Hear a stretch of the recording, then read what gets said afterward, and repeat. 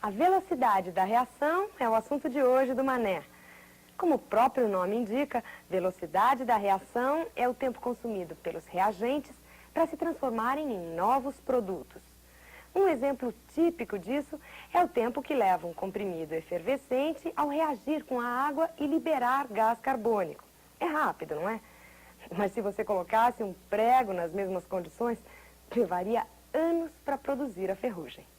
Olá, amiguinhos, tudo bem? E aí, ó, uma semana que eu não via você, já estava com muita saudade, né? Estamos aqui hoje começando um assunto novo para você. E um assunto que você vai gostar muito, aliás, como todos os outros de química, que você sabe que é aquele teu assunto preferido e que vai te ajudar no vestibular, se Deus quiser. O assunto de hoje, cara, é cinética química. O que é cinética? Cine, de onde vem o cine? Ah, cinema, pois é. Cine quer dizer movimento. Então, cinética química estuda o quê? Estuda a velocidade das reações químicas. Veja, quando nós estudamos termoquímica, eu falei para vocês acerca do quê? Reação exotérmica liberta calor, reação endotérmica absorve calor, a reação é possível, não é possível, é espontânea, não é espontânea. Agora nós vamos nos preocupar com o quê, meu? Com o tempo que a reação demora para ocorrer. Olha, o que nós já falamos de reação química aqui não é brincadeira.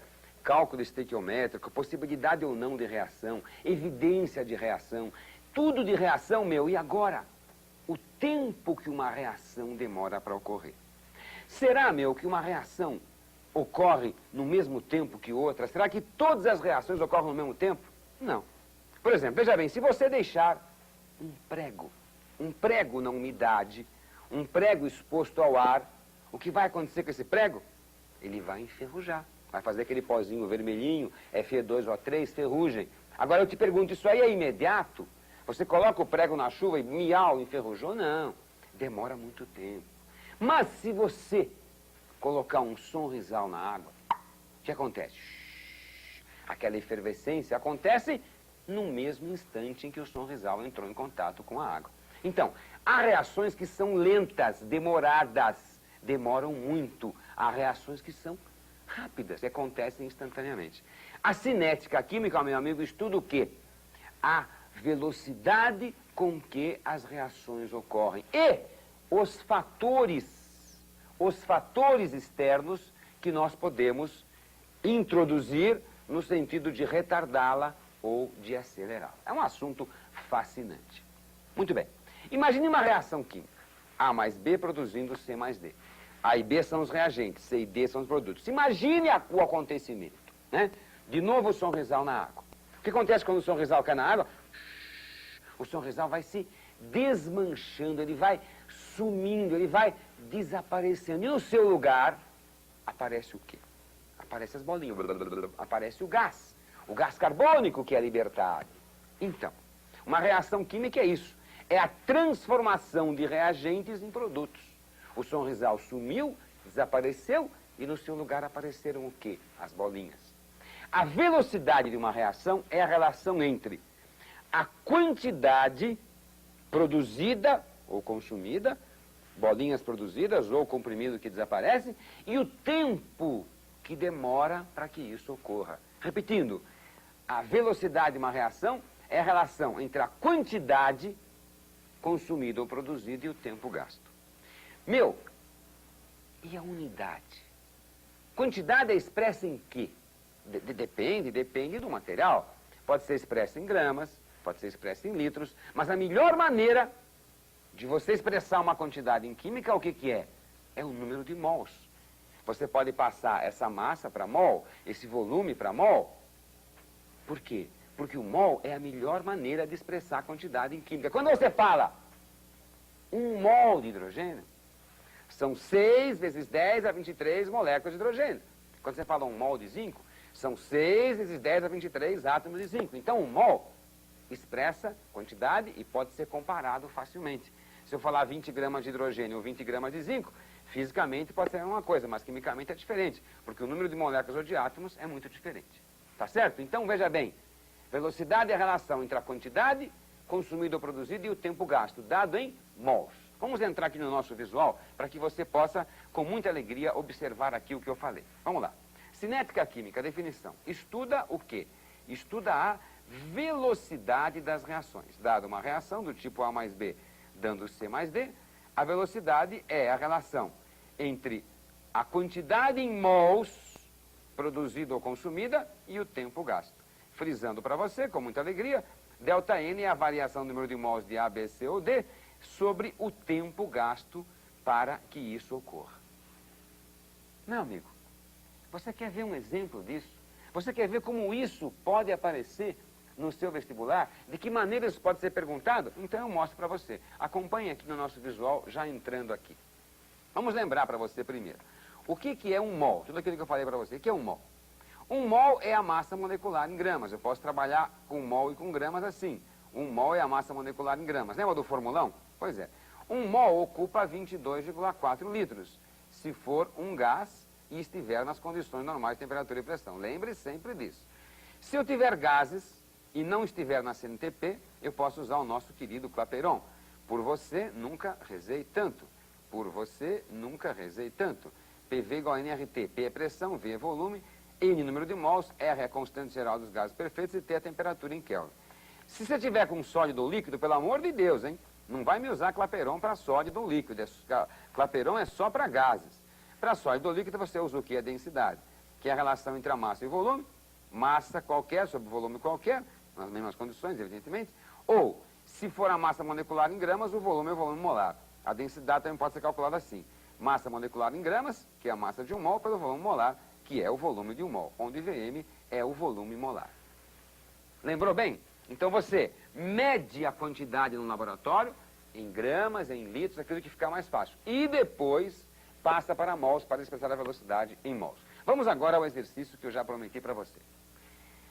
Na decomposição do iodeto de hidrogênio, observou-se o seguinte. Vamos lá. Tempo 0, 0,2 mols de HI. Tempo 5, 0,100. Tempo 10, 0,060. Tempo 15, 0,040. Lembra que eu te falei agora há pouco, cara? Pois é, amiguinho. Olha lá. O HI está desaparecendo, está sumindo com o tempo. Ele é um reagente. E o reagente vai sumindo com o tempo. Com a velocidade média dessa reação, no intervalo de 5 a 10 em função de HI e de H2. De 5 a 10, de 5 a 10. Então eu tinha 0,100, vou ter 0,060. Vai ser 0,040 a diferença. 5 para 10, 5 minutos. Vou dividir um pelo outro, vamos ver o que vai dar. Olha lá, 0,100 menos 0,060 vai dar 0,040, dividido por 5, né? Vai dar 0,008, que dá 8, 10 a menos 3. Mol por minuto. O que quer dizer isso? A cada minuto que passa, essa quantidade de mol desaparece. Muito bem. E para hidrogênio? Existem, meu amigo, duas maneiras de calcular a velocidade. Uma é pela tabela. Você tem uma tabela, joga na fórmula.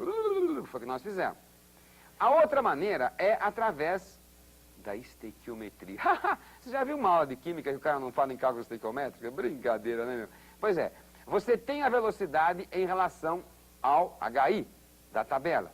E você quer em relação ao H2? Vamos lá, meu amigo. Na reação você tem HI para H2.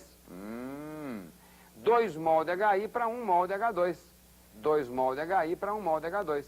Então, 8 10 a menos 3, que foi do HI, vista pela tabela, X mol de H2. E a proporção é 2 para 1. Olha aqui, meu, presta atenção, olha para cá. Se 2 mol de HI dá 1 mol de H2, 8 10 a menos 3 dá um X. Faz a continha e você vai encontrar 4 10 a menos 3 mol de H2 por minuto. Então, meu amigo, atenção. Ou você trabalha com a tabela e joga na fórmula, ou você tem de um e quer em relação ao outro. Então, você faz um cálculo estequiométrico. Muito bem. Muito bem. Mas existe um aspecto que a gente tem que comentar, que é o aspecto da energia de ativação. Você quer ver? Vou te dar um exemplo. Ó, aqui nós temos um isqueiro. Você já viu um isqueiro? Este é um isqueiro. Dentro do isqueiro existe um gás, que está na forma de líquido, porque ele está sob pressão. Então aqui dentro existe um gás, que é o butano. Vou fazer a combustão do gás do isqueiro. Dentro do isqueiro tem o butano. fora tem o oxigênio. Quando você misturar o butano com o oxigênio, vai aparecer a chama. Não é isso? Vamos ver se é verdade. Olha lá. Eu vou abrir a válvula, observem aqui, e não aconteceu nada. Ué, por que será? Será que não tem gás? Aperto de... Ih, não aconteceu nada. Mas se eu atritar a faísquinha... vejam que chama maravilhosa. Meu amigo, qual é a diferença entre isto e isto? Isto e isto. Meu amigo, quando eu abro a válvula do isqueiro, sem atritar a faísquinha, sem atritar a pedrinha, sem saltar a faísquinha, não acontece nada.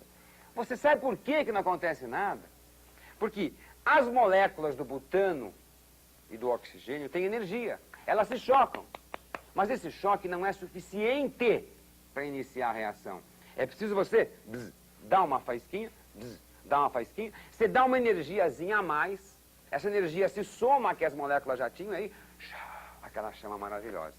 Isto é a energia de ativação, que é o mínimo de energia que deve ser fornecido aos reagentes para iniciar a reação. Vamos observar isso aqui neste visual adrede preparado.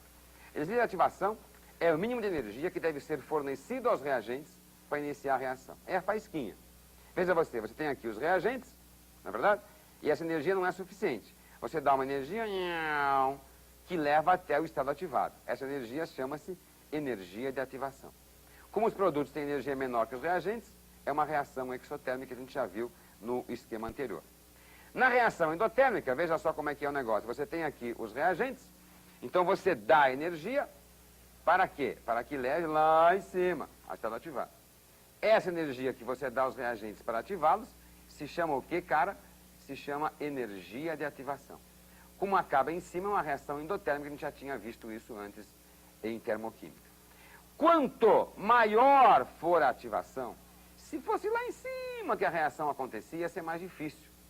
Quanto maior a ativação, mais lenta é a reação. Ou ao contrário, quanto menor a ativação, mais rápida é a reação. Isso aqui é um exemplo? Eu te mostro. Considere o gráfico abaixo, olha que bonitinho, né? Que representa uma reação, A mais B produz C mais D. Você tem aqui os reagentes, o estado ativado e os produtos. Então a pergunta é, qual a energia de ativação da reação? É a energia que você dá aos reagentes para ativar. É o que você dá aos reagentes para ativar. Você tem quanto, cara? 60. Você precisava ter quanto, cara? 110. Você tem 60 cruzeiros para comprar um sorvete. 60 cruzeiros reais. Mas ele custa 110, dançou. Você precisa arrumar 50. Esse mínimo que você deve fornecer para começar a reação, ou para você comprar o sorvete, é a energia de ativação. Você poderia perguntar, Manuel, e se eu arrumar 60? Melhor, né? Vai sobrar 10. Ativação é 50. É o que você deve fornecer aos reagentes para iniciar a reação. E a entalpia, a variação da entalpia, que nós vimos na aula passada, né? É isso aqui, ó, de 20 para 60, ou 60 para 20. É o 20 menos o 60, que dá menos 40. Então, põe aqui nessa interrogação. Ativação da reação, 50, é o que você dá ao reagente para ativar. A entalpia da reação, de 20 para 60, como é o final menos o inicial, dá menos 40. Então, aqui é menos 40 e lá em cima é 50. Meu amigo, foi um prazer mostrar para você a primeira aula de cinética. Espero que você tenha vibrado tal qual nós vibramos aqui. Foi uma alegria. Tchau.